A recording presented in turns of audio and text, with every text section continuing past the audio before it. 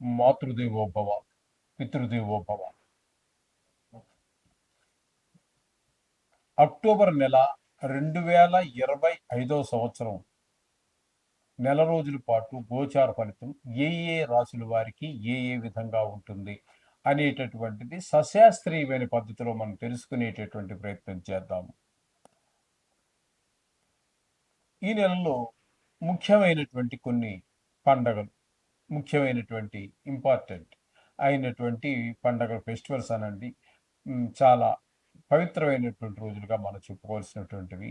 ఒకటి మహర్నవమి, అంటే విజయ దసరా నవరాత్రుల్లో వచ్చేటటువంటి 9వ రోజు, దాన్ని మహర్నవమి అంటాము.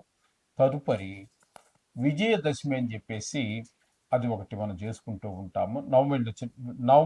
నవమి వెళ్ళిన మరుసటి రోజునే విజయదశమి పూజ కూడా చేసుకుంటాము. అదే రోజు సెమి వృక్షానికి కూడా పూజ చేస్తూ ఉంటాము. ఆ విషయాలన్నీ ప్రత్యేకమైనటువంటి మన వీడియోలో చెప్పుకుందాము. ఇకపోతే 10వ తారీఖు ప్రతి నెల వచ్చేటటువంటి సంకటహర చతుర్థి అనేటటువంటిది 10వ తారీఖు వస్తున్నది.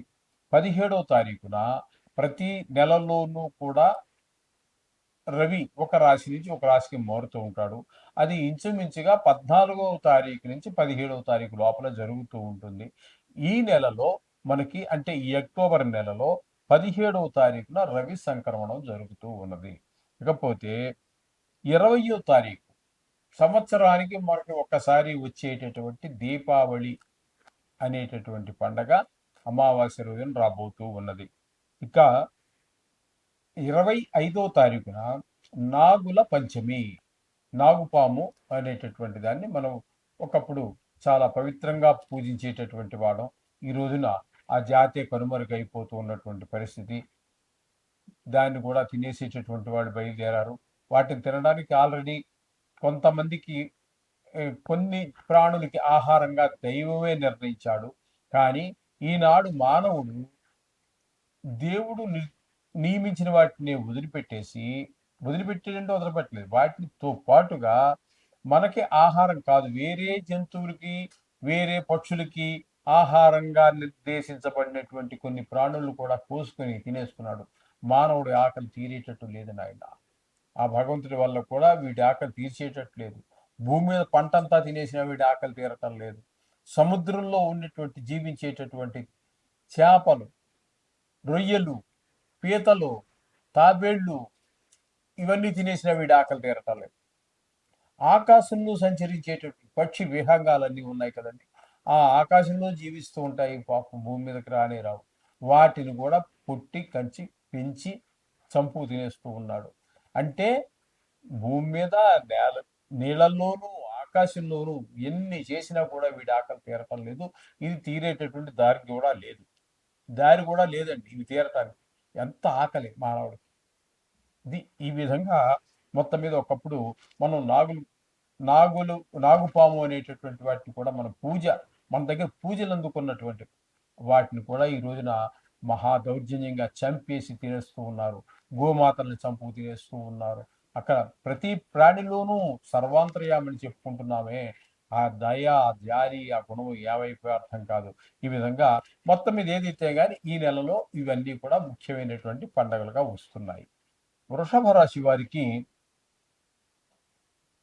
అక్టోబర్ నెల 2025 వృషభ రాశి వారికి గోచార ఫలితాలు ఏ విధంగా ఉన్నాయో సశాస్త్రీయమైన పద్ధతిలో తెలుసుకునేటటువంటి ప్రయత్నం చేద్దాము. వృషభ రాశి వారికి ద్వితీయ స్థానంలో 18 రోజుల పాటు గురువు యొక్క సంచారం జరుగుతోంది. ఈ 18 రోజులు కూడా మీకు 2వ స్థానంలో వల్ల మీకు ఆదాయం బాగుంటుంది, మాట తీరు బాగుంటుంది, కుటుంబంలో ఆహ్లాదకరమైనటువంటి పరిస్థితి ఉంటుంది. ఇకపోతే తృతీయ స్థానంలో అతిచారం వలన, అంటే ఉండవలసిన కాలం కంటే ముందుగానే వేరే రాశిలో ప్రవేశించడం అనేటువంటి ప్రక్రియని అతిచారం అంటారు. ఆ విధంగా అతిచారం వల్ల 13 రోజులు అక్కడ సంచారం చేస్తూ ఉన్నారు. అక్కడ మీకు ఇది తృతీయ స్థానం అవుతుంది వృషభ రాశి వారికి. దీని గురించి పూర్తి వీడియో తర్వాత చేసుకుందాము. ఇక్కడ గురువు తృతీయ స్థానంలో సంచారం అనేటటువంటిది అనుకూలమైనటువంటి ఫలితములను గురువు ఇవ్వజాలడు. తద్వారా మీరు ఏకాకిగా మిగిలిపోతారు.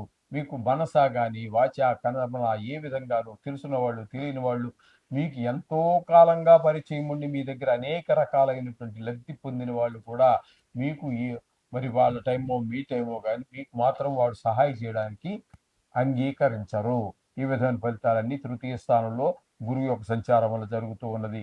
ఇక చతుర్థ పంచమ స్థానాలలో శుక్రగ్రహం యొక్క సంచారము ఒక 9 రోజులు చతుర్థ స్థానంలోను, 22 రోజులు పంచమ స్థానంలోను సంచారం చేస్తూ ఉన్నారు. శుక్రుడు 2 స్థానాలలోనూ కూడా మీకు అనుకూలమైనటువంటి ఫలితాలే ఇస్తూ ఉన్నారు. చతుర్థ స్థానంలో ఉన్నప్పుడు దాన్ని సుఖస్థానం అంటారు. మీ అమ్మగారి యొక్క ఆశీర్వచనాలు మీకు బాగా పుష్కలంగా లభిస్తాయి. అలాగే విద్య విషయంలోను, భూమి విషయంలోను, గృహ విషయంలోను, వాహనాల విషయంలోను, ఆఖరికి మన స్వభావ విషయంలో కూడా అనుకూలమైన ఫలితాలే శుక్ర భగవానుడు ఇస్తూ ఉన్నాడు. అలాగే పంచమ స్థానంలో కూడా ఆయన 22 రోజుల పాటు సంచారం చేస్తున్నారు. అక్కడ మీ యొక్క సంతానము విద్య విషయంలో బాగా రాణించటము, మిగతా లలిత కళలు వాటిల్లో కాస్త ప్రవేశం కానీ ప్రావీణ్యం కానీ ఉన్నట్టయితే ఆ విషయాల్లో కూడా వారు మంచి పేరు తెచ్చుకోగలగటము అనేటువంటి విషయాలు మనకి విషయాల్లో శుక్రుడు భగవానుడు అనుకూలిస్తూ ఉన్నాడు. అలాగే ఈ 4, 5 స్థానాలు 2 స్థానాల్లోనూ అనుకూలమైన ఫలితాలు ఇస్తున్నాడు కాబట్టి షేర్ మార్కెట్లో పెట్టుబడి పెట్టేటటువంటి వారికి అనుకూలమైన కాలము. అలాగే టీవీలోను, సినిమాలోను, సోషల్ మీడియాలోను ఉండేటటువంటి కొంతమంది వ్యక్తులు ఎవరైతే ఉంటారో వారందరికీ కూడా శుక్ర భగవానుడి యొక్క అనుగ్రహం బాగున్నట్టుగానే మనం పరిగణలోకి తీసుకోవలసి ఉంటుంది. ఇకపోతే చతుర్థ స్థానంలో కేతుగ్రహం యొక్క సంచారం జరుగుతోందండి. కేతుగ్రహ సంచారం చతుర్థ స్థానంలో అనుకూలమైనటువంటి ఫలితములను ఇవ్వజాలదు. ఇక్కడ మీకేంటంటే విద్య విషయంలోను, భూమి విషయంలోను, తల్లిగారి యొక్క ఆరోగ్య విషయంలోను, అలాగే వాహనం విషయంలోను, మన స్వభావ విషయంలోనూ కూడా కొంచెం అంతా తేడాగానే ఉల్టాగా కనిపిస్తూ ఉంటుంది. అలాగే రియల్ ఎస్టేట్ చేసేటటువంటి వాళ్ళు ఉంటారు. ఇల్లు కొని అమ్మటము, అలాగే పాత వాహనాలు కొని అమ్మటము, ఇటువంటి వారు కూడా కొంతమంది షోరూమ్ పెట్టుకుంటారు. అటువంటి వారికి కూడా ఈ కేతు అనుకూలమైన ఫలితాలు ఇవ్వడండి. ఇక్కడ ఉన్నటువంటి శుక్రుడు అనుకూలంగానే ఉంటాడు కానీ కేవలం 9 రోజులు ఉంటారు. ఇక్కడ కేతు మాత్రం పూర్తిగా నెల రోజులు ఉంటాడు కాబట్టి ఈయన డామినేషన్ ఎక్కువ ఉంటుంది. అందుచేత ఈ ఈ రియల్ ఎస్టేట్ వ్యాపారులకి అనుకూలమైన కాలంగా కనిపించట్లేదు. ఒకవేళ ఉన్నా కూడా ఆ 9 రోజులు శుక్రుడు అనుకూలించినా కూడా ఈయన వెనక లాగి పెడుతూనే ఉంటారు. మొత్తం నెలంతా కూడా కేతు ఉంటాడు కాబట్టి. ఇకపోతే రవి యొక్క సంచారం తీసుకుందాం. రవి యొక్క సంచారం తీసుకున్నట్టయితే పంచమ స్థానంలో ఒక 17 రోజులు, అలాగే షష్టమ స్థానంలో 14 రోజులు సంచారం చేస్తూ ఉన్నారు. ఇక్కడ రవి 17 రోజులు పంచమ స్థానంలో సంచారం చేసేటప్పుడు పిల్లలకు దెబ్బలు తగిలించుకోవటము, చదువు మీద శ్రద్ధ తగ్గటము, ఆటల మీద శ్రద్ధ పెరగటము లాంటి ఫలితాలు చూపిస్తే, ఇక షష్టమ స్థానంలో సంచారం చేసేటటువంటి 14 రోజులు మాత్రం మీకు చక్కటి ఫలితాలన్నీ. ఇంట్లో అందరి యొక్క ఆరోగ్యం బాగుంటుంది. అప్పులు ఎవరికైనా ఇవ్వాల్సి ఉన్నట్టయితే మనం తీర్చేయగలుగుతాము. లేదు మనం అప్పు కోసం ప్రయత్నం చేస్తున్నాం, ఏదో ఇల్లు కొనటానికో మరి దేనికో కారో, లేకపోతే పిల్లల విద్యాభ్యాసం కోసమో ఉన్నత విద్యల కోసమో మీరు చేస్తున్నటువంటి ప్రయత్నం ఫలిస్తుంది. మీకు అప్పు లభిస్తుంది.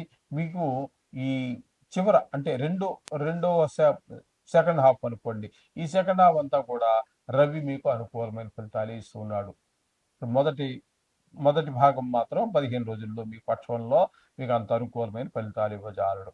ఇకపోతే బుధుని యొక్క సంచారం తీసుకున్నట్టయితే ఇక్కడ 5వ స్థానంలో ఒక్క రోజు ఉంటారు. ఈ బుధుని యొక్క సంచారం కనుక తీసుకున్నట్టయితే ఈ నెలలో మనకి 3 రాసుల్లో సంచారం చేస్తున్నాడు. ఒకే నెలలో 3 రాసుల్లో సంచారం చేస్తున్నాడు. ఒక్క రోజు కన్యలో సంచారం చేస్తూ ఉన్నారు. అది పంచమ స్థానం. పంచమ స్థానంలో బుధుని ఒక్కరోజు సంచారం కూడా అనుకూలమైన ఫలితాలు ఏమి ఉండదు. ఇకపోతే బుధుడు 23 రోజుల పాటు 6వ స్థానంలో సంచారం చేస్తూ ఉన్నారు. ఈ 6వ స్థానంలో సంచారం చేయటంలో మనకి అనుకూలమైన ఫలితాలు, ఆరోగ్యం బాగుండటము, అప్పులు పుట్టటము, అలాగే ఎవరికైనా మన అప్పు ఇవ్వాల్సి ఉన్నట్టయితే అప్పు తీర్చేయగలగటము, అప్పు దొరికిపుచ్చుకున్నటువంటి ఆ అప్పుని మీరు సద్వినియోగం చేయటము, ఇలాంటి పనులన్నీ కూడా 23 రోజుల్లో జరుగుతారు. తదుపరి ఒక 6 రోజులు సప్తమ స్థానంలో సంచారం. ఇక్కడ భార్యాభర్తల మధ్యన అన్యోన్యత పెరుగుతుంది. అలాగే భాగస్వామ్యంలో వ్యాపారం చేసే వారి ఇద్దరి మాట కూడా ఒకటవడం ద్వారా, ఒకే మాట మీద ఇద్దరు నిలబడి ఉండటం ద్వారా ఆ వ్యాపారంలో కూడా అభివృద్ధి చెంది